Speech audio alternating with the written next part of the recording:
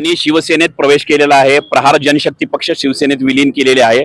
प्रहार संघटना मात्र दिव्यांगाची असेल किंवा कामगार संघटना असेल किंवा सामाजिक संघटना असेल ही मात्र वेगळी ठेवलेली आहे।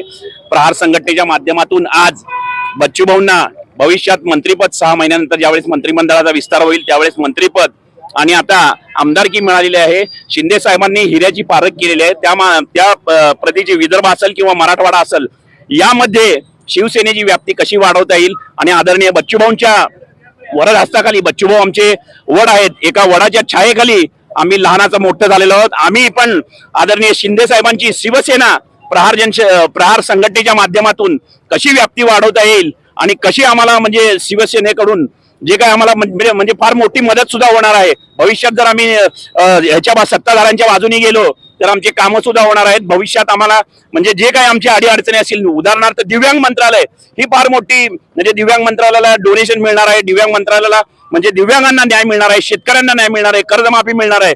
त्यासाठी आज बच्चूभाऊंनी आमदारकी बहाल केलेले शिंदे साहेबांनी आणि त्यामार्फत आम्ही पण शिंदे सेनेची व्याप्ती कशी वाढवता येईल या प्रहार जनशक्ती पक्ष असेल किंवा संघटनेच्या माध्यमातून बघू। आम्ही केलेला फटाके वाढून लाडू भरून आणि गुलाल उधळून आज आम्ही या बच्चूभाऊंना जे काही मंत्री पद मिळणार आहे किंवा आमदारकी मिळणार आहे त्याच्याबद्दल बहाल केलेले शिंदे साहेबांचे आम्ही इथं खरं तर ऋणी आहोत आणि शिंदे साहेबांनी हिऱ्याची पारख करून आम्हाला न्याय दिलेला आहे। खरं तर प्रहार जे आहे ते सर्वधर्म समभाव घेऊन काम करणारा पक्ष आहे, मात्र शिवसेना जे आहे ती कट्टर हिंदुत्ववादी पक्ष म्हणून त्यांनी स्वतःची ओळख सांगितलेली आहे।